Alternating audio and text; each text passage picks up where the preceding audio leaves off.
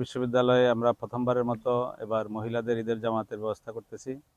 Already মসজিদের দক্ষিণ পাশে মহিলাদের প্যান্ডেল তৈরি হয়ে গেছে এবং মহিলারা বিএনসিসির গেট দিয়ে প্রবেশ করবেন এবং বিএনসিসি গেট দিয়ে বাইর হয়ে যাবেন।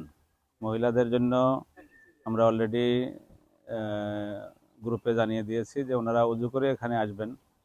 তারপরেও আমরা এখানে লিমিটেড আকারে অজুর ব্যবস্থা এবং ওয়াশরুমের ব্যবস্থা রেখেছি। বিএনসিসির সেখানে কিছু রেডিমেড ওয়াশরুম ছিল, সেগুলোকে আমরা পরিষ্কার পরিচ্ছন্ন করে নিয়েছি এবং সেখানে তারা ইউজ করবেন। আর মহিলাদের গাড়ি পার্কিংয়ের ব্যবস্থা হবে সাবাস বাংলাদেশ মাঠে, ওনারা সেখানে গাড়ি রাখবেন। আর আমাদের যে সকল পুরুষ জামাতে এখানে যে আম গাছের বাগান আছে, সেই আম বাগানে এখানে গাড়ি পার্কিংয়ের ব্যবস্থা থাকবে।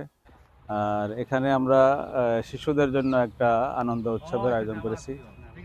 নামাজ শেষে শিশুরা এখান থেকে নানান ধরনের তারা এন্টারটেনমেন্ট পাবেন। তারা আশা করি শিশুরা এখানে আসবে এবং তারা সেই এন্টারটেনমেন্টের ব্যবস্থা নেবে আর কি। তো আশা করি প্রথমবারের মতো আমরা যেটা মহিলাদের জামাত আয়োজন করতে যাচ্ছি সেটার প্রস্তুতি প্রায় শেষের পথে। সকাল 8টায় কেন্দ্রীয় মসজিদে ঈদের জামাত অনুষ্ঠিত হবে এবং আমাদের কমিউনিটির যে সকল লোকজন আছেন এবং আশেপাশের লোকজন আছেন তারা মহিলা জামাতে অংশগ্রহণ করবেন বলে আমরা দাওয়াত দিচ্ছি। আর আমাদের এই উদ্যোগ মহিলাদের জন্য এবং শিশুদের জন্য, এই দুইটা উদ্যোগই যেন সফল হয়, আমরা সকলের সহযোগিতা কামনা করছি।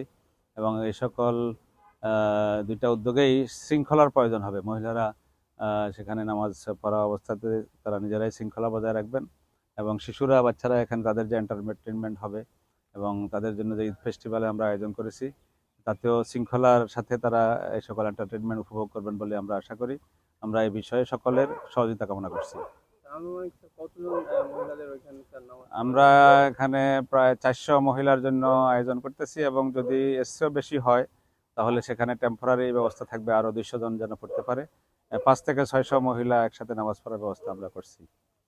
আমরা শুনছিলাম যে স্যার মহিলাদের জন্য নাকি মানে জুস বা চকলেট এই ধরনের কিছু ব্যবস্থা আছে।